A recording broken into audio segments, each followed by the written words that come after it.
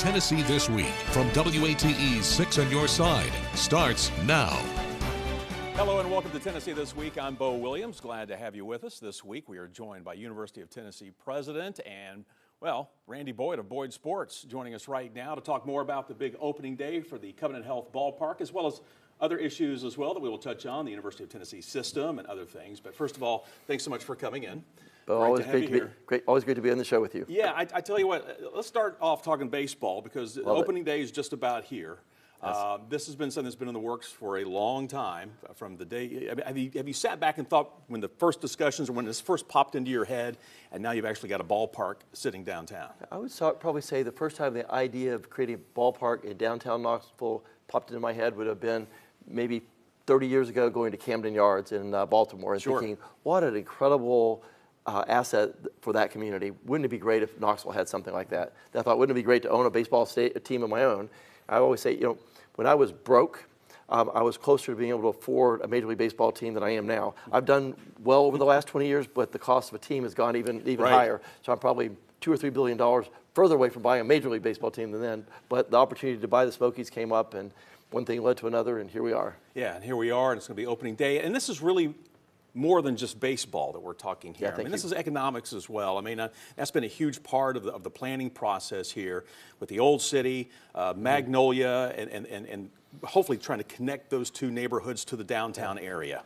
Yeah, it's multiple things. So first off, it's, as you said, thank you, it's not just a baseball stadium, even though I led with that. Right.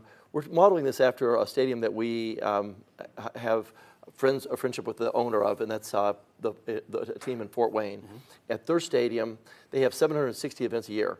So they'll have soccer games. We'll have 21 Knox soccer games. There's now a women's soccer team, 70 baseball games. We'll have tournaments for other baseball and other sporting events. But in addition, we'll have farmers markets. We'll have weddings. We'll have other business gatherings. We hope to have multiple concerts during the year, and also something that Fort Wayne, Indiana did that we're hoping to do, and other Charlotte has done as well, is have a Christmas light show.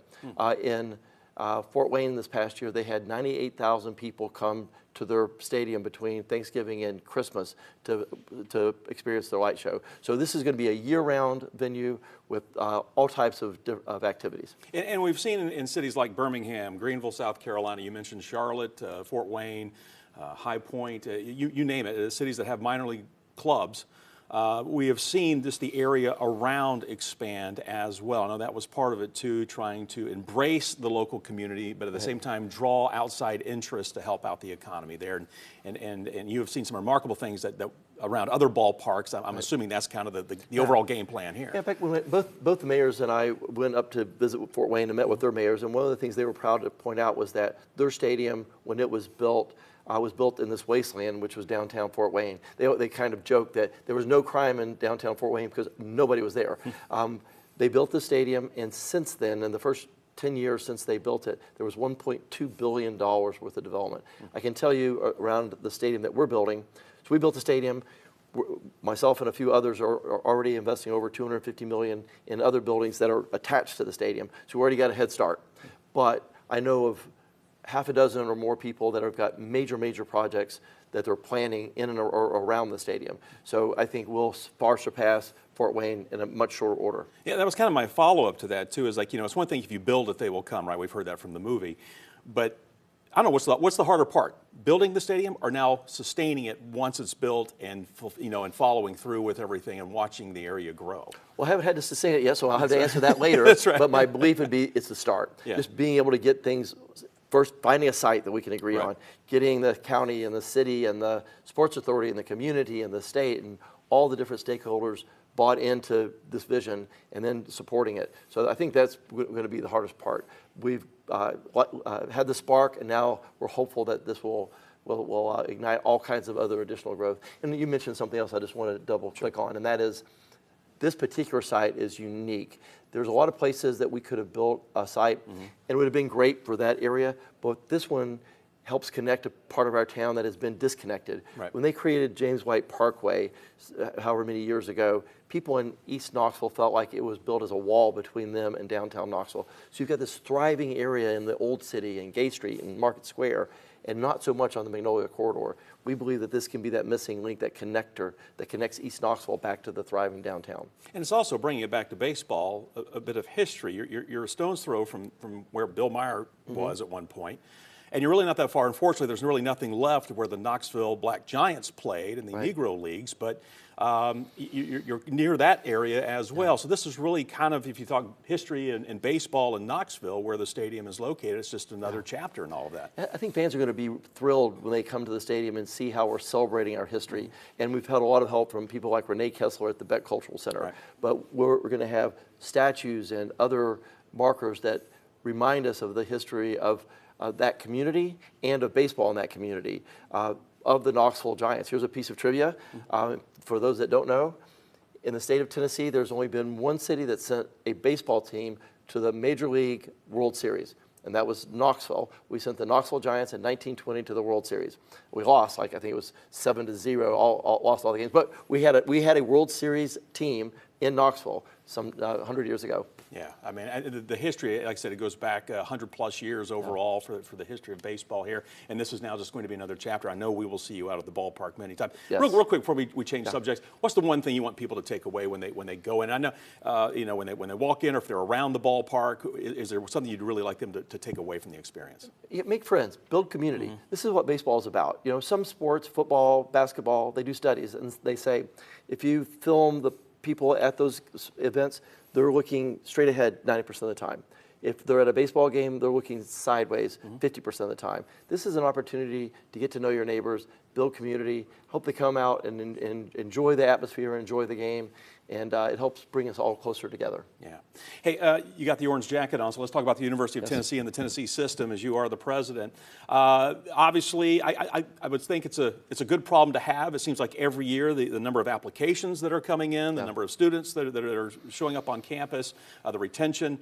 But I would think that also causes a lot of concerns, or at least try to strategize. It's like, what are the biggest issues, the hurdles when you have this many kids? And we'll take UTK, for example, that you have to tackle then to make sure that everybody is taken care of and has a place to sleep and what have you. Yeah, so we have 5 campuses, and all of them are booming. UT Martin last year had an 8% increase in enrollment.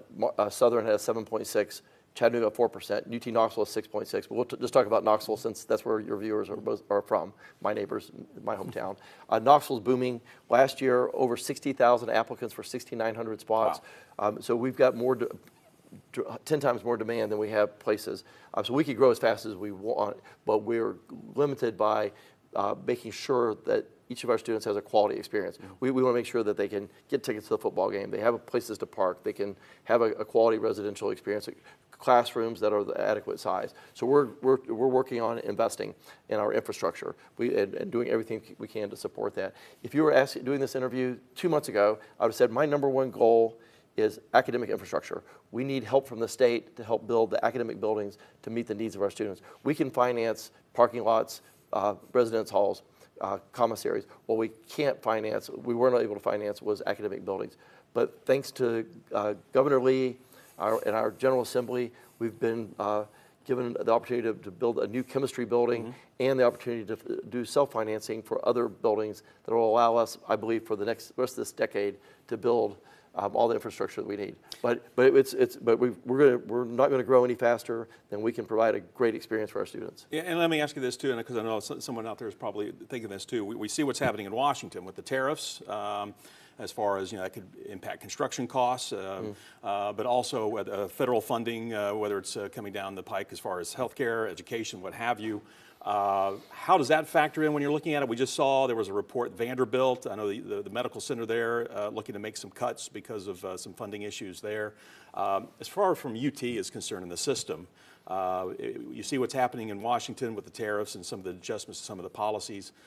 Is that impacting right now at the university level? We're watching it very closely, and the impact changes from day to day as a new ruling will get issued, and then there'll be an injunction, so it's hard to say exactly what the impact will be. However, we had our State of the University address 4 weeks ago, and I was able to share with all of our colleagues across the state that in our 231-year history, the University of Tennessee has never been stronger. I had to put up a slide that showed our financial strength. And we have the ability to withstand any storm, and we're in a good position. Warren Buffett used to like to say, when the tide rolls out, you can see who's swimming naked. I told my team, we're in full bodysuit. We're okay. Okay, well, that's good.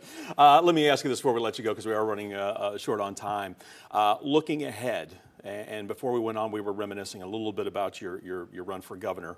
I wasn't reminiscing. Well, no, that's right. I brought it up. That's right. I brought it up. But let me ask you this: do you still have those that drive or to be in the political arena, whether it's run for governor, a mayor, or anything like that? Nope. No, my drive was to accomplish a couple of missions, completing the drive to 55, helping our rural communities. It turns out I can achieve those missions through the University of Tennessee. So I'm in the right place for me, and this is where I'm meant to be, and it's the honor of my life to be able to serve my state and my university at the same time. Awesome. Randy Boyd, thank you so very much for coming in. We appreciate it as always. Thank you both. Good to see you, and we'll see you out at the ballpark, that is for sure.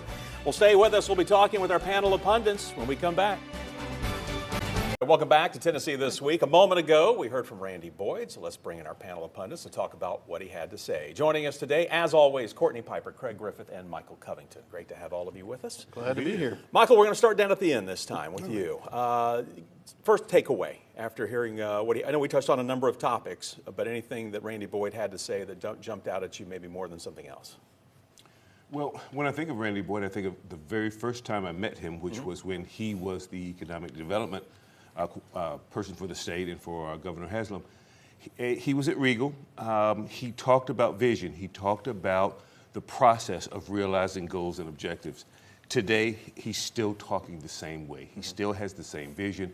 He still has the same methodology about going about getting things done. It has to get done. Randy Boyd finds a way to make it happen. So when he talks about things, I admire the fact that he has thought things through and that he has a way to go about getting things done.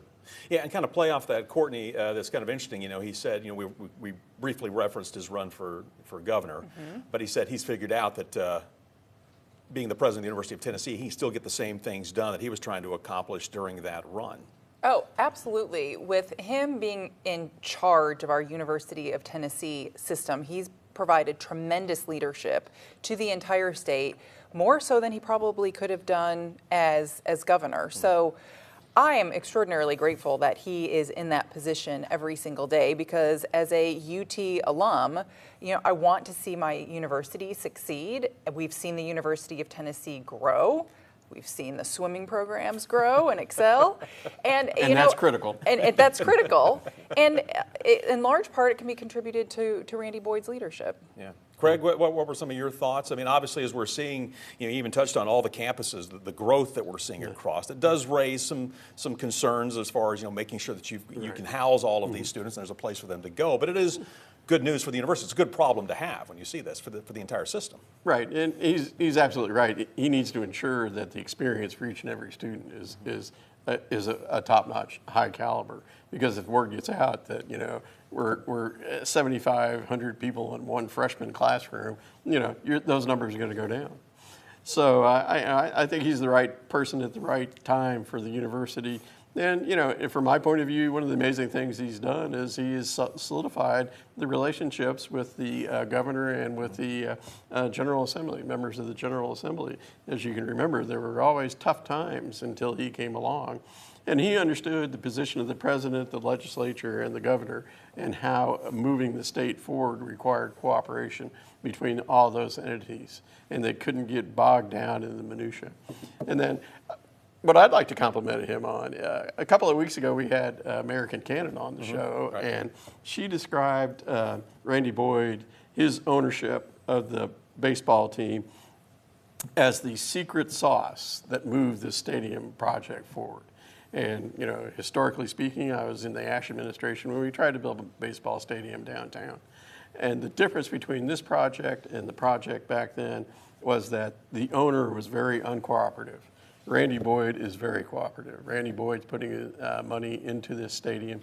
The previous owner, when we were trying to locate a stadium, didn't want to do anything like that. He wanted the city to find the land for the stadium, which Randy Boyd contributed to this project. Right. He wanted the city to build the whole stadium. and it rose to a dollar amount that was too high for that current administration to finance. And then, and we ran into significant neighborhood opposition wherever we decided to put a proposed stadium. I might point out that Tommy Shumpert, then county executive, county mayor, and Mike Edwards, then head of the chamber, also tried to find a place for that stadium and in the county and ran into similar neighborhood opposition. So Randy Boyd is the secret sauce that they poured on this project to make it come to fruition in a partnership with the city and the county as well. Yeah. So I think it's going to be a positive for all involved. And of course, this is more about baseball, as we brought up with him. And Michael, I wanted to ask you, obviously part of this is about economics. The old city, East Knoxville, the Magnolia Corridor, the ballpark's there, so now everything has to continue to follow through to make all of this happen. There's still a lot of work to be done moving forward. There are going to be some growing pains just at first as people get accustomed to the venue, the ins and outs, the goings, the comings. There's a bridge, and I've been dying to walk across this bridge, but when I've taken numerous tours of the facility during construction, there's just been all this talk about all of the things outside of the stadium that you can do, all of the things that you can entertain yourself with during that game experience. So I think that that area is going to see a revitalization that no one anticipated, and I think that growth is going to go out and extend out east on Magnolia. I just have that belief that there will be so much traffic. When you start to look at 70 games and then all the other events, there's going to be so much traffic going and coming in Magnolia. That will be a difference maker right there. Yeah, we've already got baseball and soccer, and I know there are already plans for high school football in there as well. That's already set. Hey, I want to change things up here real quick. We do want to talk a little bit about TVA for a moment before we go to the commercial break. Our two senators had an op-ed recently discussing and really had some choice comments to make concerning the board with TVA and its leadership. We had a member that was appointed a member, Michelle Moore, who is now no longer part of the board. And this came from direction of the President of the United States. We should note we are recording this on Friday and again, the 28th. So that has happened. So Courtney, I wanted to ask you just your thoughts, first of all, on the op-ed itself and what they are saying and what they're calling on the president to do. And is this the right move? We've already seen one board member, at least as of today, that is now no longer there. I read the op-ed, and I didn't think the senators gave themselves enough credit for the power and influence they have to solve some of the issues that they addressed in that op-ed. Okay. The president confirms and the Senate appoints board members.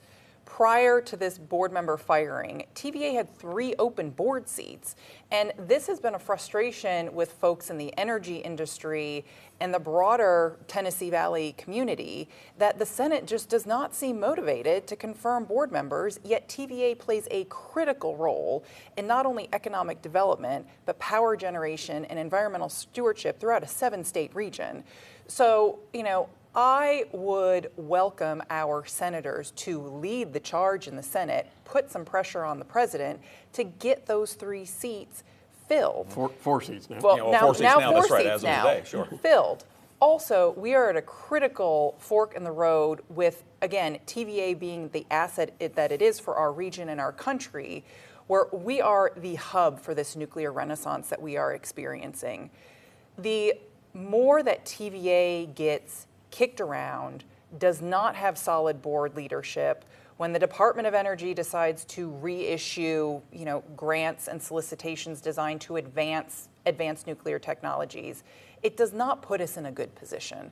So the more certainty that we can give TVA, the better we can claim our place in American energy dominance and being the center of this nuclear renaissance. Our senators are critically important to that.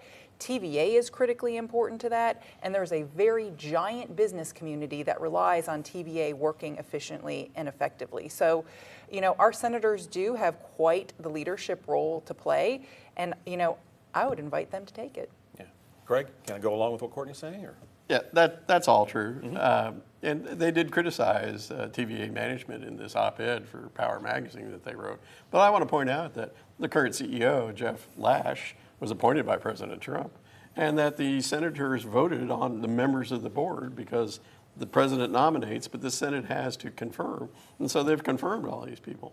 So, I think that they need to play a more active role and perhaps do more vetting on whoever it is they want to have in this management position on the TVA board. That said, I'm a member of the group that, because of the history of TVA, because of my time in the Tennessee Valley, looking around at all these skeletons of unused and unbuilt nuclear power plants, say we need to tread thoroughly. We need to do thorough vetting on how much we want to get into this nuclear energy, because TVA ratepayers are still paying for the skeletons of nuclear plants from 40 years ago. All right. On that note, we're going to have to take a quick break.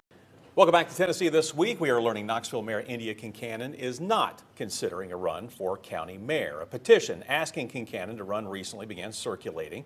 6 News reached out to Kincannon's office about the petition, and her team tells us she is not actively considering a run. Instead, we are told she is focused on finishing out her second term as city mayor, as she mentioned right here on this show. We also have to talk about Betsy Henderson for a moment, who has now taken the formal step to appoint a treasurer for her campaign to become the next mayor of Knox County. So let's bring our panel of pundits back in. This is still a ways off, but it seems like it's starting to build momentum, this topic. So, Michael, we'll start with you. Kind of your thoughts. First of all, Mayor Kincannon says no. Not doing this. For now. For now, okay. Well, yeah, we'll put that little asterisk Caveat, out there, okay. right? Anything can change. We see what Betsy Henderson is doing. Larson J has already thrown his name in. So, just kind of your thoughts, see how this is playing out. I know we're still early in the game, but what are your thoughts? Well, early in the campaign, I like to really listen to the candidates, and we've heard from Larson. We've talked about Larson's candidacy. The last conversation I had with Betsy, she wanted to make one point perfectly clear. She had a path. That's all she said. I have a path to be able to win the primary against the existing candidate, Larson J. So what I am waiting to see is, how does that path unfold or materialize for Betsy Henderson? And again, will other candidates get in the race? And I think we're all pretty confident that there's going to be 1 or 2 other candidates to get in the race, whether they're viable or whether they're not. Okay. So with that, Courtney, then, we've heard from the mayor's team, says she's not, at least right now, not planning to throw her name in. We heard from Randy Boyd. We kind of said, does he still have political aspirations? He said no. He's happy where he is at the University of Tennessee. So where do you see things? We've got one already set, Larson J. His hat's in there. Betsy Henderson looks like it's almost in there. She's in. She confirmed that she is in. Okay, so she's in. So the hat's in. She's got her treasurer. So anybody else that we should be looking at, or do you think this is going to be a 2-person race? It's still early, but I've heard rumblings of Kim Frazier, who is another county commissioner, might get in the Republican primary. But where we are right now with the Republican primary, it's giving the Brad Anders, Glenn Jacobs vibes, where I think all the sort of establishment thought, Brandon Anders, county commission, great guy, upstanding citizen, everybody knows him, he's going to walk right in there. And Glenn Jacobs comes in and, he's famous, he's never done politics before, he really doesn't know what he's doing, let's just discount him. And he goes waltzing right, past Brad Anders by 60, 80 votes. 60, 80 votes. And he also beat Bob Thomas, who was a countywide commissioner. Yes. So this Republican primary is now starting to give those vibes. And so, Larson J., Betsy Henderson, if somebody else gets in this race, I don't think anyone can take their strategy for granted or rest on their political laurels and say, well, I've been elected before, or this person endorses me. They're going to have to work for every single Republican vote in that primary if they want to advance. Yeah, I think we've seen on all levels that's how these races play out. What about on the other side, though, with the Democrats? Who? Craig. Okay. Craig. Well, listen, it is early. We'll figure it out. Early, the Republicans will have their drama and chaos, Real Housewives, Bravo, GOP primary stuff. The Democrats will work it out. We got time. Yeah, they'll work it out and they'll get, 15, 20% of the vote. No. Debbie Hensley got 40%? I think I'm going to say that it's definite India Kincannon is not running. Okay, there you go. And on that note, we'll wrap it up. prolific. This is something I'm sure we'll be talking about, though, for months to come. All right. Hope you have yourself a great day. We appreciate you joining us here on Tennessee This Week, and we'll do it all again soon. Views of guests on Tennessee This Week are their own and do not represent the views of WATE 6 on your side or Nexstar Broadcasting.